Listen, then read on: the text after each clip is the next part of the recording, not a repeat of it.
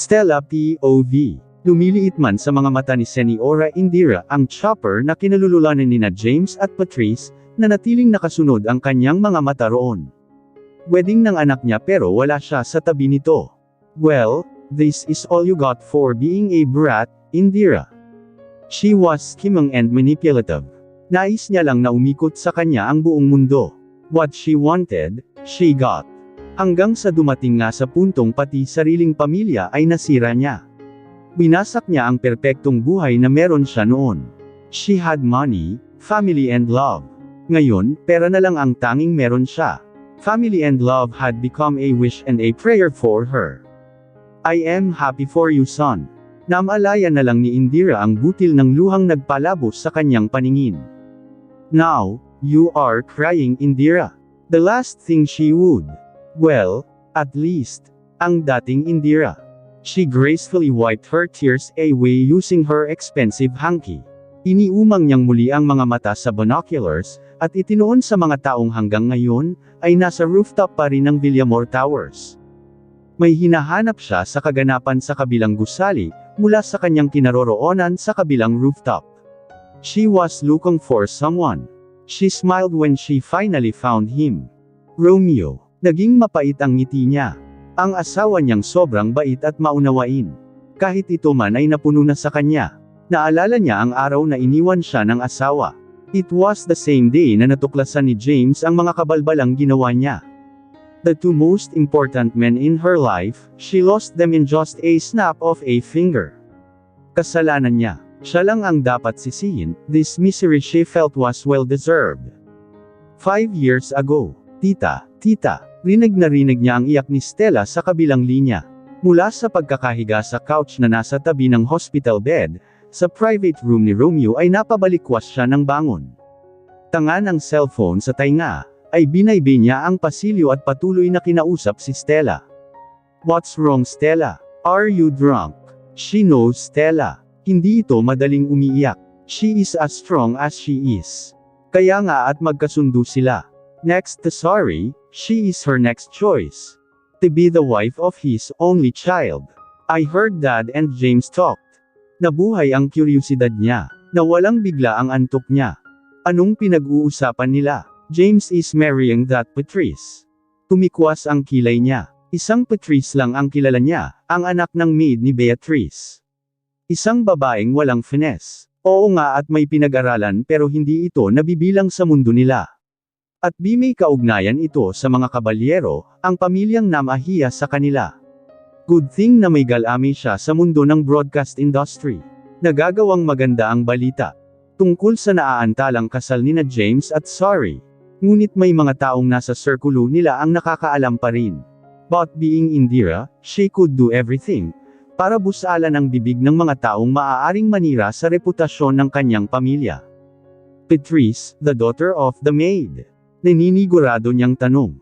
Exactly, tita. I can never bear seeing Jay married to another woman, tita. Hindi nalilingid sa kanyang kaalaman ang pagkahumaling nito sa anak niya. Sinundan pa ito ni Stella sa US at doon din nag-aral. Top-notcher ito sa bar pero imbes na tanggapin ang alok ng iba-ibang sikat na law firm sa bansa, o di kaya ay pumisan sa firm ng ama, ay mas pinili nitong magsarili at magtrabaho sa kumpanya nila. The wedding will happen tomorrow, tita. Tinawagan niya si James, panay ring lang ang naririnig niya. Tinawagan na niya ang sekretarya, but her son was not available o talagang sinadyang iwasan siya, makikita ng anak niya ang kabalbalang pinaggagawa nito. Ilang pagring pa ngunit walang sumagot. Nagpupuyos ang damdamin niya. Her son must be insane to marry that woman. If he wanted to get marrying that woman is the lousiest approach. Palakad-lakad siya sa pasilyo ng ospital. Si Romeo naman ay nasa silid nito, at kasalukuyang tinitingnan ng mga doktor. Hanggang sa makauwi ng bahay, ay nginangat-ngat ng inis ang dibdib niya. Kinagabihan ay mismong ang ama ni Stella ang kanyang tinawagan. It's a surprise having received your call, Indira. You wed my son. Natameme ang nasa kabilang linya. And it is happening few hours from now. Or did it actually happen already? Bingo! She heard him clear his throat. It was already done, Indira. Kasal na sila. Few minutes ago. I don't care if you're done officiating that ceremony. Alam mo na ang dapat mong gawin. Ilang sandali ring nanahimik ang kausap. Tila naputulan ng dila, at walang maapuhap na sabihin. I know your illegal activities. Nasa gobyerno ka, isang siwalat ko lang sa mga kabalbalan mo, at siguradong tataob ang kabuhayan mo. Ang firm mo, kayang-kaya kong itumba. And you know exactly that I do what is on my mind. Much more ang pangangabot mo sa asawa mismo ng kasamahan mo. She shifted her position. She was enjoying the silence. It meant, she was winning. Isang pindot ko lang, at aalingaw-ngaw sa media ang mga itinatago mong baho. Kung nakikita niya lang ito, alam niyang sunod-sunod na lunok na ang ginagawa nito. Don't you even pity your daughter? Ikaw pa talaga, of all people ang magkakasal sa napupuswan ng anak mo. James does not love my daughter. Stop preaching me about love. Love does not exist. Do your thing or your reputation is at stake. She was capable of threatening people. And materializing that threat. She is Indira Villamor, for God's sake. The next morning, tumawag na ito. Ibinalitang ginawa nito ang nais niya. While James thought he was married, alam na alam niya ang estado ng dalawa. Nang makita niyang mas nagkamabutihan sina James at Patrice, gumawa na siya ng hakbang. Pinapirma niya ang huli ng kasunduan. Wala ni isang kasing na makukuha ang babaeng gold digger.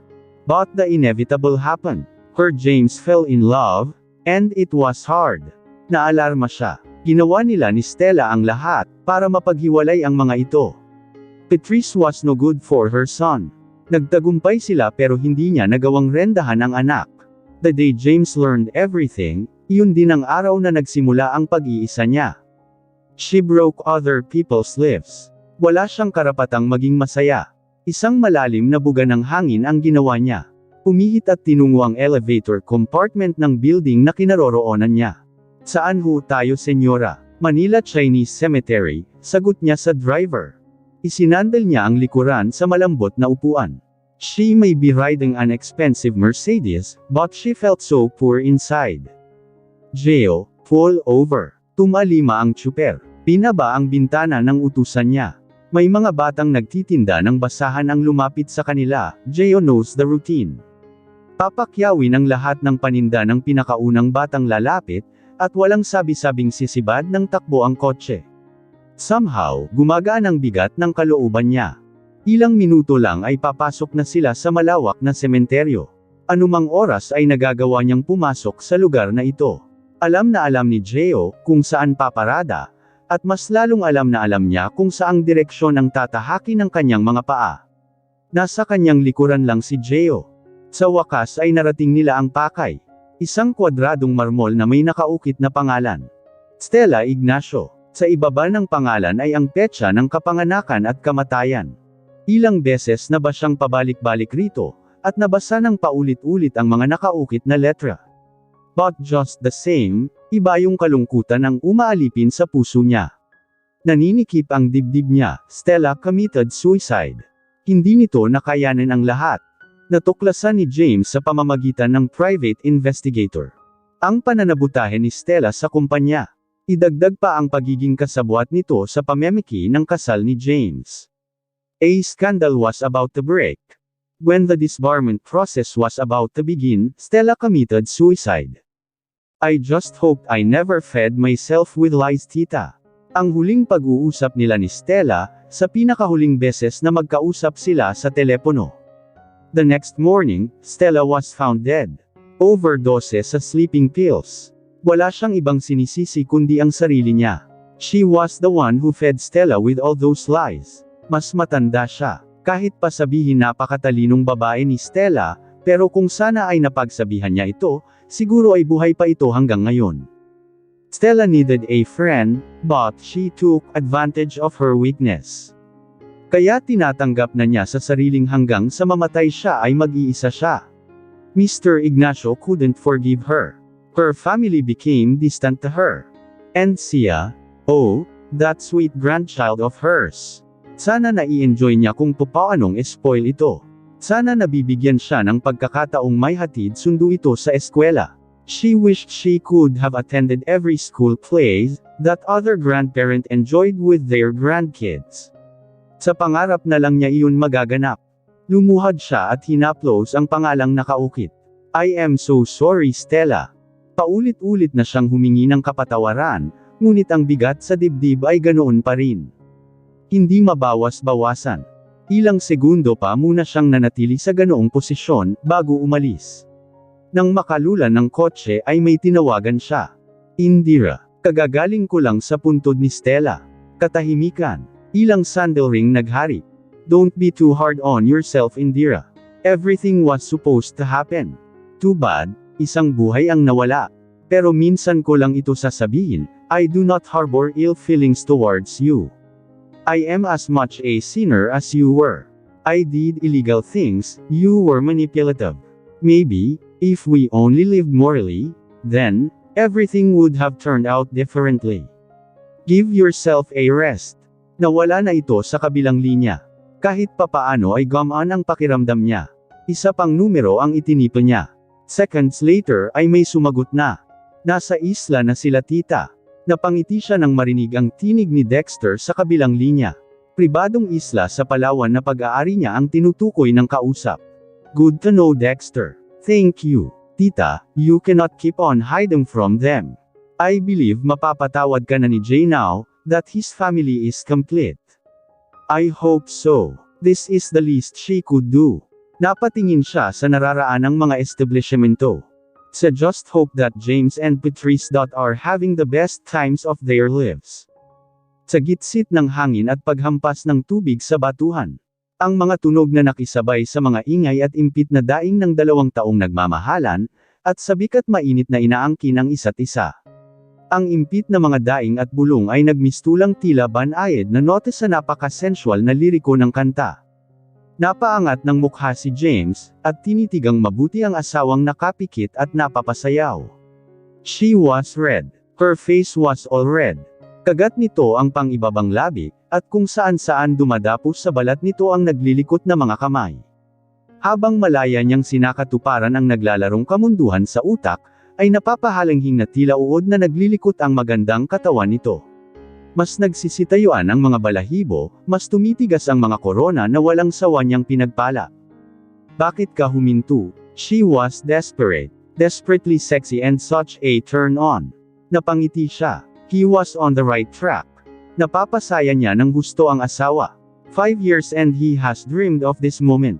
Ang marinig ang pagsigaw nito sa pangalan niya na parabang siya lang ang pinakamahalagang nilalang sa mundo. 5 years, nagtiis siya. Tiniis niyang huwag umangkin ng iba at maging matapat sa asawa. At ngayong malaya at legal na niyang magagawa ang mga naipong pagmamahal sa loob ng mahabang panahon, pinapangako niya sa sarili na wala siyang ipalalasap sa babaeng mahal na mahal kundi ang kaligayahan. James, she was pleading for him to continue. Namumungay ang mga matang nakatitig sa kanya. Muling bumulusok ang nararamdaman niya. Locking eyes with her, he went further downward. Habang hawak sa baywang ay pinaranan niya ang bawat ribcage ni Tudot, ang puson at ang belly button patungo sa napakagandang kayamanan na ilang taon niyang pinangarap na pag-aalayan. But he saved the best for later. Dama ko ang bibig niya sa makikinis at bilugang mga binti nito. He planted kisses on them, nipang, kissing and touched her soft flesh in between. Lahat ng bahagi ng katawan nito, kahit ang sakong ay kanyang sinamba. He was taking his time. Namaybay paitaas ang mga labi at kamay niya, until he reached what he was aiming for. On cue ay mas binigyan pa siya ng laya pa ng asawa ang mga binti nito, as her hands traveled her flesh as she waited his next move. Beautiful. He was literally drooling. He blew air on it. Napaigtad si Patrice. Mas nanindig ang mga balahibo nito. He caressed it, malakas na naapapabulong ang asawa. He was gaining momentum. He planted kisses on it. Mas lumakas ang ingay ng asawa. He beat it. Nagdideliryo na si Patrice. Naitukod ang 2 siko at napapasayaw ang katawan. Tila ito isang napakagandang obra sa kanyang mga mata. Mapangahas na pinaglandas niya ang kamay sa balat nito, habang ang bibig ay pinaglaruan ito. Ang mga tuhod ni Patrice ay kusa nitong naiangat at naiarko, habang mas bigyan siya ng kalayaan sa binabalak. Face flushed. What a sight to behold! At binabaliw siya. Sinakop ng bibig niya ang kasalanan nito. He was literally doing her. He aimed to be gentle but the intense here was so much to take. Mas inaapoy siya ng kamunduhan sa nakikitang kalagayan ng asawa. She was an inflamed goddess. Isang paghalik at marahang pagkagat sa kayamanang nakausli, at tuluyan na nga itong sumabog, namumungay ang mga matang napatingala sa langit, inubos niya lahat ng mainit na sabaw nito until the last of her.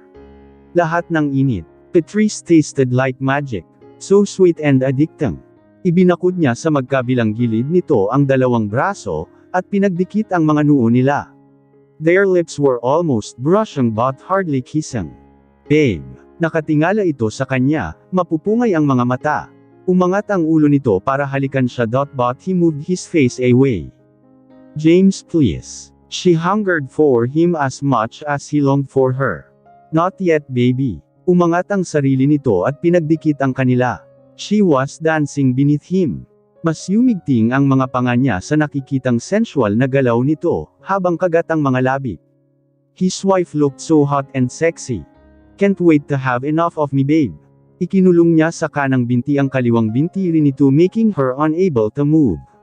She threw him piercing gazes. Ayaw sa ginagawa niya. We have all night, baby. He aimed for this night to be both passionate and loving. With one hand guiding his, he teased her. He was poking her aching at the sides, taking time to touch her. Nawawala sa sariling daing ng asawa niya. Sabog ang buhok nito sa ilang ulit na pagbiling ng ulo. She was tired and waiting. Pero hindi pa. Bumaba ang mga labi niya sa punong leeg nito, at kinagat niya ang sensitibong parte, boses ang naging gantimpala niya nang marahan niya iyong halikan. He will make sure she'll be never forget with his marks tonight. Ipinagpatuloy niya ang ginagawang pang-uuhaw sa asawa na ngayon, ay bumibitaw na ng mga di maunawaang mga kataga. Now it's time. Napaigik ito nang pabiglang sinalakay niya ang asawa. He swayed his hips, in a slow and erotic pace. But no matter how he planned on playing a slow ballad, his body betrayed his mind, the music became too fast. Niyayanig. Yun ang katawan ni Patrice. Isinampay niya ito sa kanyang balikat. He danced aggressively. Walang pag-aalinlangan ang bawat pagsayaw niya. Malalim, mapusok, malakas at sinisiguradong naabot ang bahaging nagpapatindi ng pagsayaw nito, seeing her sexy dance and heavy sighs, he penetrated even deeply, wildly. Tila na siya asong nagwawala sa ginagawa nito. Hindi niya makontrol ang sarili. She was building in her stomach. Not yet, baby. Ibinaba niya ito at inyangkla ang mga iyon sa kanyang cut-on. Yet, he momentarily stopped dancing. Tinunghayan lang niya ang mukha ng asawa. God, she is so pretty and what a seductress she is underneath him. Eyes closed, face flushed, mouth parted. Sa kabila ng init, naluluha siyang tinatitigan ito. Ito lang ang babaeng kayang pasayahin siya ng ganito. Ito lang ang mahal niya. He kissed her parted lips and started dancing again. Sinisigurado niyang sa bawat niyang ginagawa ay maglalapat ang mga bibig nila. He was like blowing his hot breath on her parted lips. Their heavy panting, the dripping of their sweats just added heat to their scorching night. Sinabayan siya ni Patrice ang bawat niyang indek. Ang bawat pagsinghap at mga tunog. Hindi ito nagpatalo. Sa bawat ginagawa ay siya namang pagtaas ng balakang, at naroroong hawakan ng asawa ang pangupo niya, upang mas lalong magsayaw pa ang mga katawan nila. Kasamang sumabay ang kanyang pagmumura. He uttered profanities. Hindi niya masala ang lumalabas sa kanyang bibig. Patrice didn't mind at all. She was frenzied. Gaya niya ay inalipin ito ng matinding pangangailangan at pagmamahal. Their movements became happy and uncontrollable. Ang sapi na kinapapatungan nila na nagsisilbing pananggalang sa magaspang na buhangin, ay halos mapunit na ni Patrice sa tindi ng pagkakahawak nito. Napasigaw si Patrice nang matapos ang music. He could feel her spilling and it was a happy for me. Mas naging masaya ito, mas naging madali ang bawat pagsayaw at paulit-ulit naming ginagawa, babe. He growled like a beast and pounded like a madman. Yumuyugyug si Patrice dahil sa sayaw, and the sight of her lovely body. He groped her as he continued dancing. Until, he could feel his heat building. Pinitiwan niya ang bewang nito at niyakap ito ng mahigpit. He collapsed on her. Pareho silang naghahabol ng hininga, ngunit panay ang pagsambit ng pagmamahal. I love you. Sa loob ng ilang sandali, ay nanatili silang magkayakap. The water from the sea splashed through them, but none of them ever wanted to move. They just enjoyed feeling each other's warmth and listened to the beautiful rhythm of the ocean.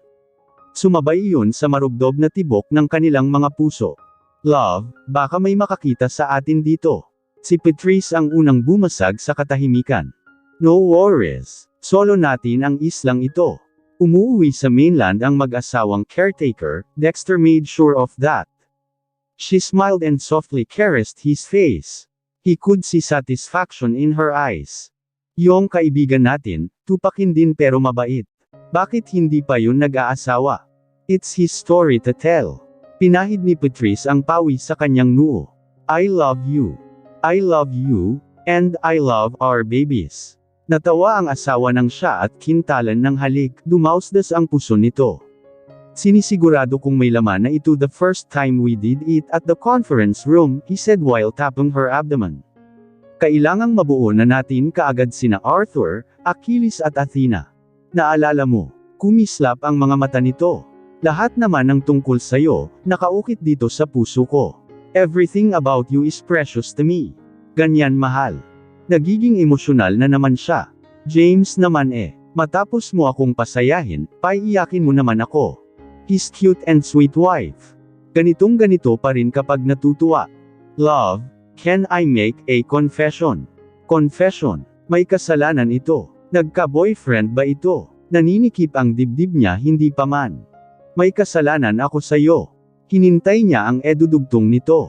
Itinapon ko yung pill sa Cub 8 noon, kaya may siya tayo. Para itong takot na magalit siya. Kagat pa nito ang pangibabang labi habang nilaro-laro ng mga daliri ng buhok na tumabong sa mukha niya. Nakahinga naman siya ng maluwag, I know. Alam mo. Nahiga siya sa tabi nito, at pinaunan ang asawa sa bisig niya.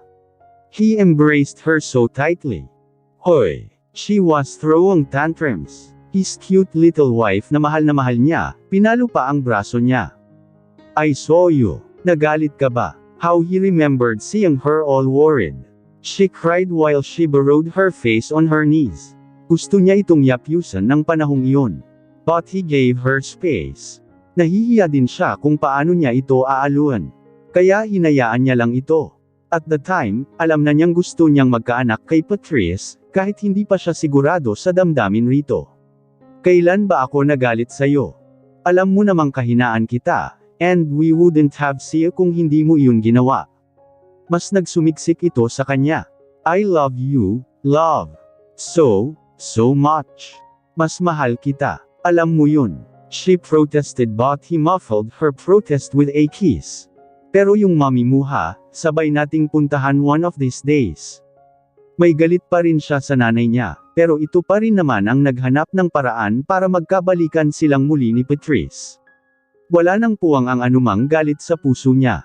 For quite some time, they just held each other.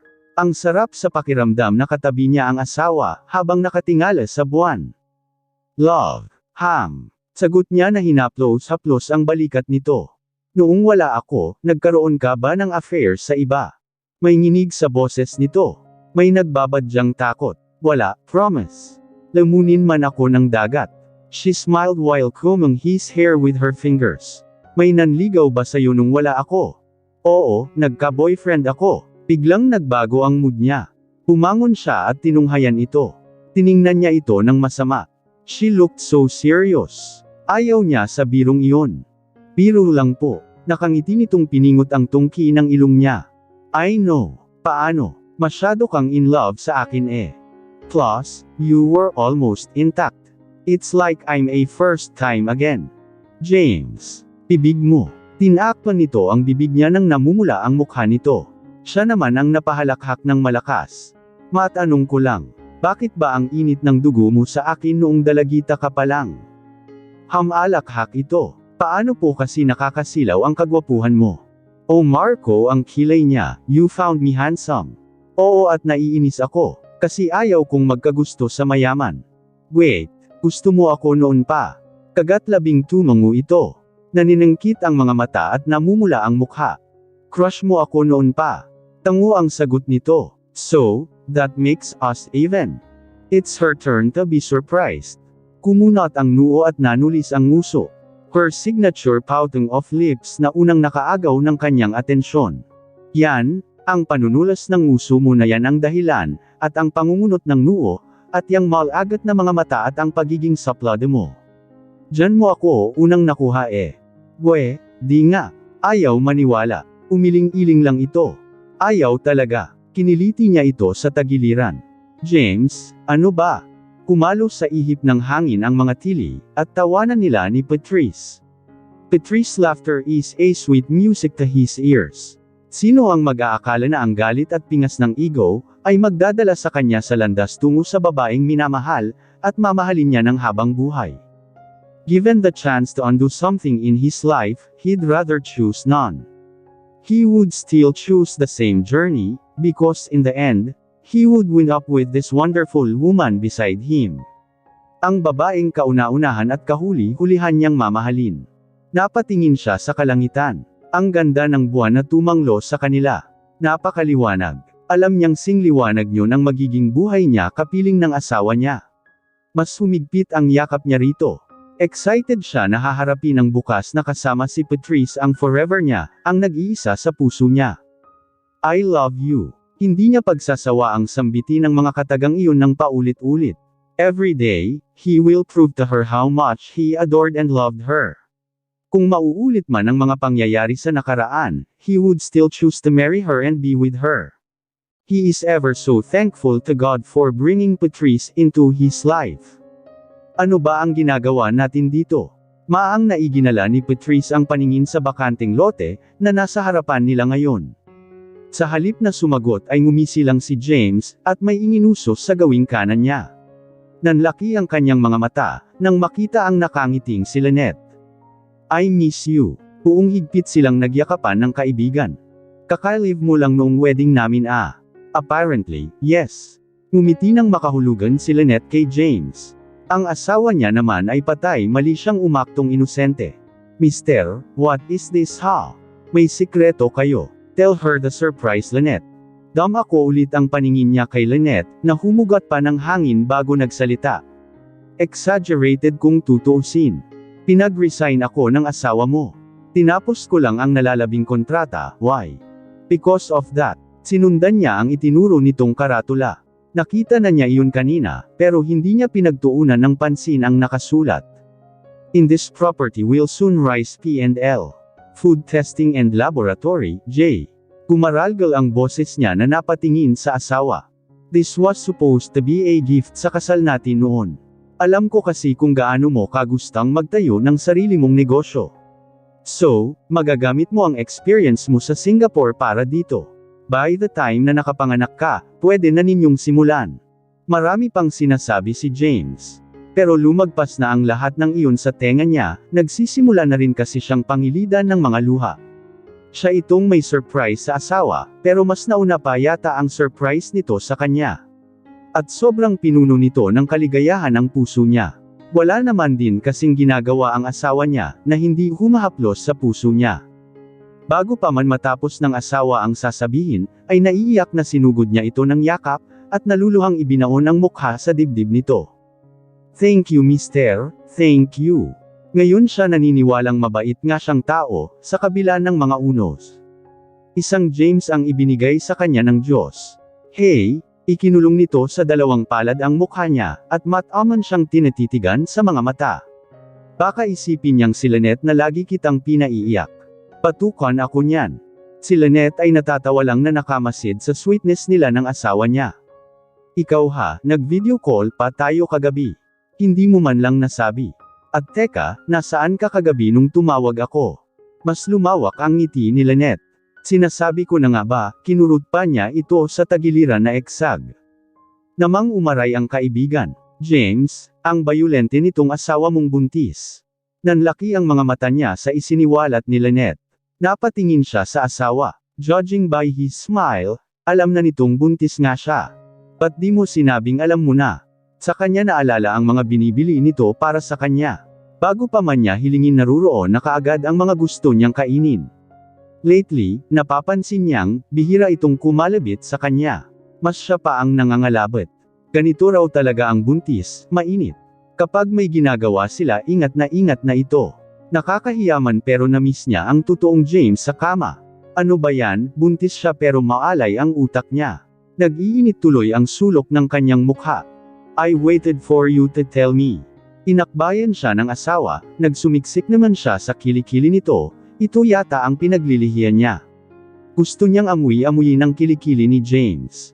Pati na ang amoy pawis na pinaghuhubaran nito ng damit, ay sekreto niyang sinisinghot-singhot. So, ngayong nabuking na, can we go on to the next agenda? Ang init dito eh. The next days, naging abala sila ni Lynette sa pagpaplano ng negosyo nila. James hired the best people for them. Mula sa planning hanggang sa marketing.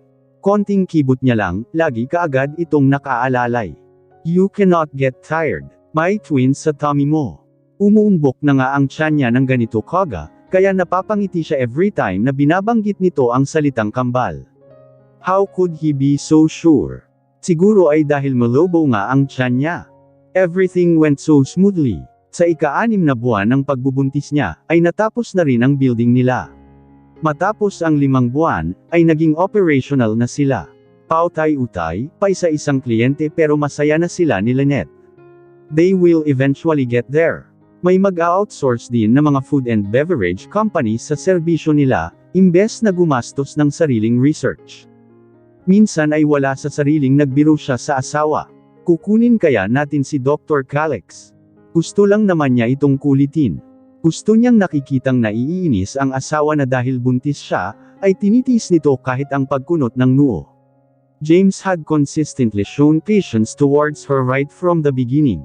Pero sa gabing iyon, nagdadabog ang asawa at iniwanan siya sa sala. Nagkulong ito sa loob ng kwarto ng anak nila. Pinasahan nito ng bedtime story ang anak nila kagaya ng gabi-gabi nitong ginagawa. Nakahiga na siya sa kama nila nang pumanhik ito. Walang salita, nakasimangot na nagtuloy sa banyo, habang nasundan na lang niya ito ng tingin. Paglabas ay nahiga ito, patalikod sa kanya. Abay, tinutuo yata ang biro niya. Pinaliwala niya ito at ipinukas sa MasterChef ang atensyon, but the sight of Gordon Ramsay was never helpful. Ano yun? Titiisin siya ng asawa niya, na wala man lang goodnight kiss. Gusto na niyang maiyak sa inis at tampo. Buntis siya diba? Dapat sinusuyo siya. Dahil ba 7 months na siyang buntis, at hindi na pwede ay nilalamig na ito sa kanya. Minabuti niyang patayin ang TV at nahiga sa tabi nito. Sinadya niyang maging malikot sa tabi nito. Idinayti pa niya ang pangupo sa likod nito ngunit umusag ito.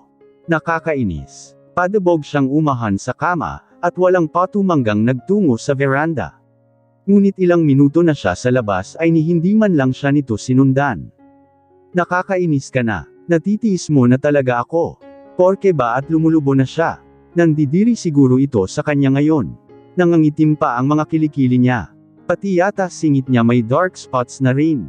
Ang pangit mo, kausap niya sa sarili. Pamatak ang luha niya. Tumaas ng 1,000 beses ang insecurities niya sa katawan. Nasa ganoon siyang estado, nang biglang may matipunong mga braso na pumulupot sa katawan niya. Malamig sa labas ngunit mas nang ibabaw ang temperatura ng katawan ni James. He was warm, pero naiinis pa rin siya. Siguro narinig nito ang hikbi niya, at dinaga ng konsensya ang damuhong. Akala ko ba galit ka? Paggalit niyang wika na tinangkapang sikuhin ang malabakal na katawan ni James. Sa halip na maapektuhan sa inaste niya, ay mas idinikit pa nito ang sarili sa kanya.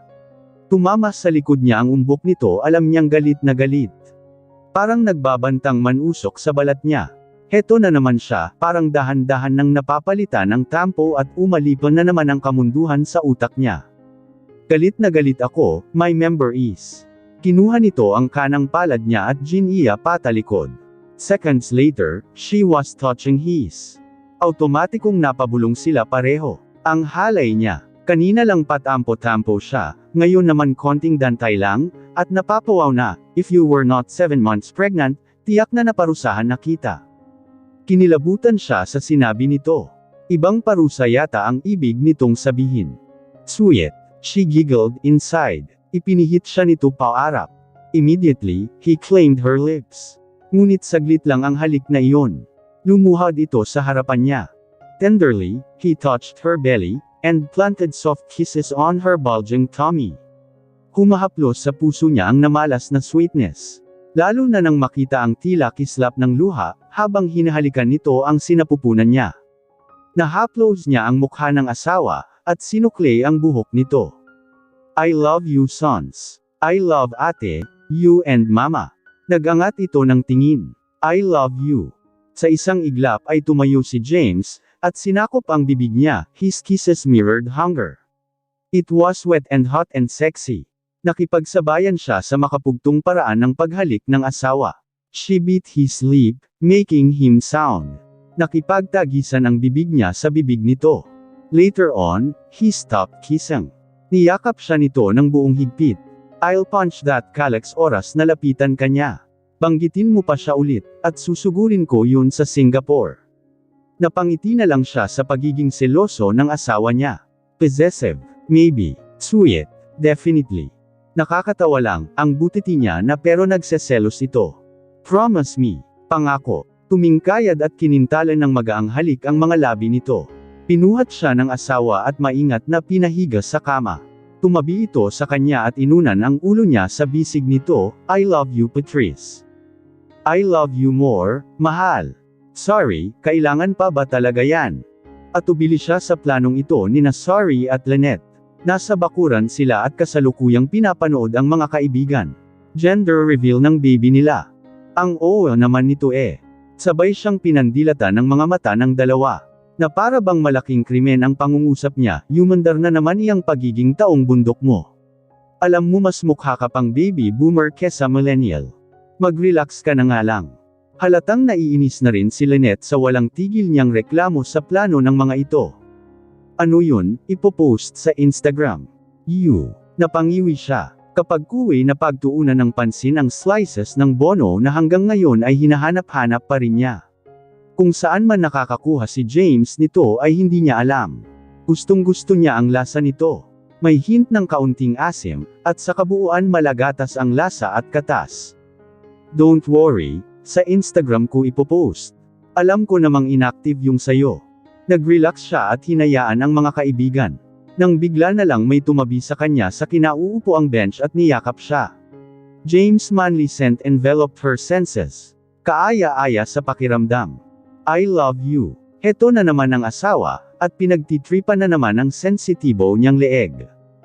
Ang buntis niya pero nag-iinit na naman siya sa kalikutan ng bibig ng asawa. Jay, behave. May ibang tao sa paligid.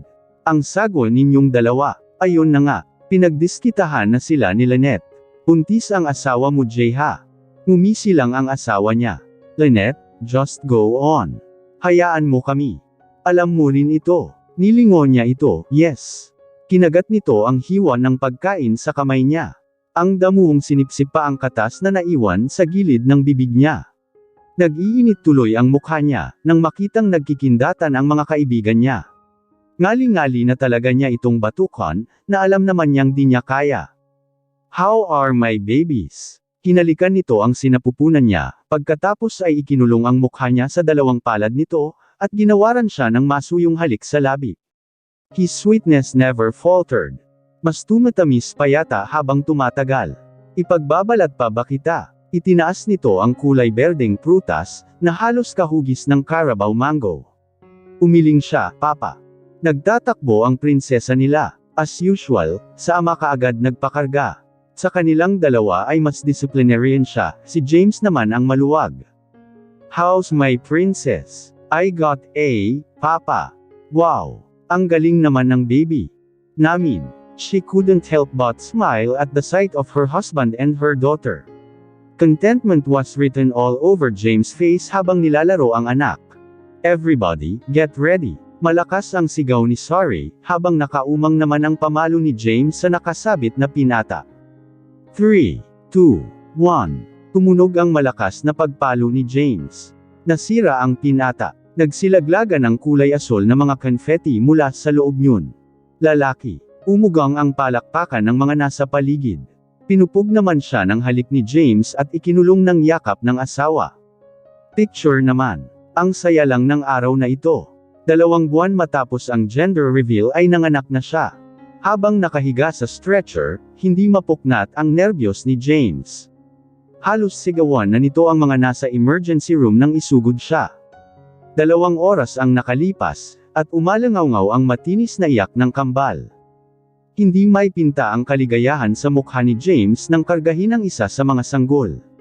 Nasa dibdib naman niya ang isa pa. My boys, naluluhan nitong turan saka siya ginawaran ng masuyong halik sa labi. Thank you babe, for giving me such beautiful kids. Nang umuwi sila ay naghihintay sa kanila ang masayang pagsalubong ni Tita Beatrice, Daddy Romeo, pamilya ni Sorry, sina Lynette at Nanay Mabel. Naruroon din si Dex na tila naluluha habang nakatitig sa kambal. Jay, someone wanted to see Arthur and Achilles. Sino Tita Beatrice? Napalis ang ngiti ni Jay nang lumabas mula sa kusina si Senora Indira. Natahimik ang lahat, nakatutok lang ang paningin sa mag-ina. For the first time ever, may luhang nangingilid sa mga mata ng matigas na ginang, habang nagpapalit-palit ang tingin sa kambal at sa anak. Is this your idea? Tapik sa braso lang ang sagot ni Patrice sa bulong ng asawa. I want her to be part of our kids. Lives and spoil them with love. Alam niyang wala ng galit sa puso ni James. Naiilang na lang ito. It was Sia who made the first move. Hinela nito sa kamay ang lola nito at iginiyang palapit kay James. Good mom. You like to carry Achilles. Iyon lang ang kinailangang sabihin ni Jay at tuluyang humulagpos ang damdamin ng ina. Napapaluha ang mga naruroon. Indira carried Achilles in her arms. Si Daddy Romeo naman ang kumarga kay Arthur. Hindi malayong magkakabalikan din ang mag-asawa. I still don't trust my mother. Give her a chance. A year later, isang panibagong biyaya na naman ang dumating sa kanila. They were pregnant again. Baby Athena was on the way. Again, James was the happiest. Humirit pa na baka pwede nilang gawing 6. Ikaw ha, wala ka nang ibang ginawa kundi buntisin ako, kunwa ay reklamo niya habang magkatabi sila ni Jay sa garden, at pinapanood ang mga anak nila na naglalaro sa lawn. Linggo ng umaga, family day. Kagagaling lang nilang magsimba, at napagpasyahang sa lawn na lang mag-picnic. Kinabig ni Jay ang ulo niya at isinandal sa dibdib nito. Ehemplo kaya ako ng ginoong sharpshooter. Tuwang-tuwa. Kinurot niya ito sa tagiliran, tatawa-tawa naman ito. By the way, nakalimutan kong banggitin sa'yo. I saw Nami one time. Kaagad na napukaw ang interes niya. Napatuwid siya ng upo at tinitigan ito. She really missed Nami. Ang tagal niya na itong hinahanap. Wala na rin ang pamilya nito sa Louisiana. Walang trace sa Facebook. Kahit ang contact number nito ay hindi na gumagana. Saan mo siya nakita? She could feel excitement na sa wakas, ay magkikita na rin sila ng makulit na dalagita. Sigurado siyang mas lalo itong gumanda ngayon. Odd. Of all places ay sa labas pa ng gym ni Dexter. Kailan? Kapwa sila napalingon ng asawa sa pinanggalingan ng tinig. Si Dex ang nakatayo sa kanilang likuran. May pasalubong itong mga laruan para sa mga inaanak nito. Pihado, imported na mga laruan na naman. This past few years, mas namamalagi na ito sa ibang bansa kaysa sa Pilipinas. Finally, sumapi na kasi ito sa airline company ng ama. Pinagsasabay nito ang pamamahala ng MMA promotions, at pagtulong sa ama sa pagpapatakbo ng negosyo. Ang gym ay ipinagkakatiwala na nito kay Lino. Kapag nasa Pilipinas, lagi itong dumadalaw sa kanila.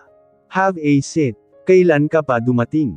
Iniusog ni James ang isang upuan. Nilapag naman ni Dexter ang dala sa mesa. When did you see her? Nakakapagtaka ang seryosong reaksyon ng kaibigan nila. The day I went to your gym. Noong pabalik naman ng Singapore si Patrice. I guess, she is married already. May bata siyang kasama. Nakita niya kung paanong ikinuyong ni Dexter ang kamao. His hazel eyes were painted with emotions she seldom saw. May kasama ba siyang lalaki? Nagtatanong itong sa kawalan nakatitig. I bet. Hindi na pinatapos ni Dexter ang anumang sasabihin ni James. Walang lingon-likod itong tumalikod at hindi na nagpaalam pa. Anong nangyari dun, love? Naguguluhang napapatitig siya kay James. I guess, Dex and I need a heart-to-heart talk. Pagkawikan yun ay lumapit ito sa mga bata, at nakipaglaro sa mga anak nila. Siya naman ay panay kuha ng larawan sa mag-aama niya. Ipiprint niya ang mga iyon at ipiframe. Pandagdag sa mga momento na nalikom niya sa nakalipas na mga taon. Isa iyon sa mga kayamanan niya, ang testamento sa mga magagandang memories na meron ang pamilya niya. Treasures, her family is her sole treasure. And this man who laughed heartily, while playing with his children is a gift from above. Parang mental telepathy na gumana, lumingon si James sa gawin niya. Nag-ugnay ang mga titig nila. Kahit kailan ay hindi niya pagsasawa ang titigan ang mukha nito, at ang mga matang nagpapakabog ng puso niya hanggang ngayon. I love you. Sabay na namutawi sa mga bibig nila ang walang tunog na pangungusap ng pagmamahal. Contentment. That is how she felt right now. Ang pamilyang pinangarap niya ay nabuo na rin. May mahihiling pa ba siya sa Diyos? Pinigay na nito lahat sa kanya ang biyaya. Napatingin siya sa kalangitan. Natupad na rin sa wakas ang panalangin mo para sa akin, nanay. Ang makatagpo ako ng lalaking hindi kagaya ni tatay. Flashback. Ayoko sa paraan ng pagtitig niya sa akin. Kapag nakatalikod ako, lagi ko siyang nahuhuling ninanakawan ako ng sulyap. Bata pa ako, oo, pero batid kong may hatid na kilabot ang bawat dantay ng kanyang mga mata sa akin. Noong una, inakala kong normal lang, ngunit kalaunan ay nakaramdam na ako ng kakaiba. Di ko man eksaktong maipaliwanag, pero naiinis ako na kinakabahan sa bawat beses na tinitigan niya ako. Pakiworry ko ay nag-iisang kumpas ang mga balahibo ko. Alam na alam kung paano tumindig oras na paraanan ng matitiim na titig ng magagandang pares ng mga matang iyon. Oo, maganda ang mga mata niya. Ayoko mang aminin, pero ang sarap lang na titigan. Sabi ng kaklase ko, hazel daw ang kulay niyon. Inignora ko siya na parang hangin, sa abot ng aking makakaya. Kung may something man siya sa akin, masyado akong bata para sa kanya. 17 ako, 29 siya. Masyado akong makapal para isipin iyon, pero wala akong ibang maapuhap na sagot sa mga kakatwang kilos niya, kapag nasa malapit ako. Ang kabilang brain ko, sinasabing kabaliwan ang naiisip kong conclusion. Ang labong magustuhan ako ng isang matured na lalaki. Kaya naman, nagpakaiwas-iwas ako. Kapag nasa bahay siya ay malamig ang pakikitungo ko sa kanya. Lagi ko siyang binabara. Iyon ang mga paraan ko, para harapin ang pagkailang na nararamdaman ko kapag nandyan siya. Pero isang araw, kinailangan ko ng tulong, at iisa lang ang taong naruroon para aking matakbuhan. Wala akong ibang choice. Walang kaibigan na naruroon. Iyon ang simula ng pagiging komplikado ng lahat. Sa pagpasok niya ng tuluyan sa buhay ko, animo bagyo siyang niyanig ang simpleng mundo ko. Ang dating patag kong buhay ay nagkaroon ng ibang kulay, ng ibang dimensyon. Ang buhay talaga ay napaka-misteryoso, di mo alam kung anong mangyayari sa hinaharap. Naniniwala din ako, na ang bawat isa ay may itinakda si Lord para makasama natin habang buhay. Kaya bawat pagsubok ay harapin natin ng buong tatag, kasi pagkatapos ng unos ay may kapalit ito na kasiyahan at kaginhawaan sa ating mga buhay.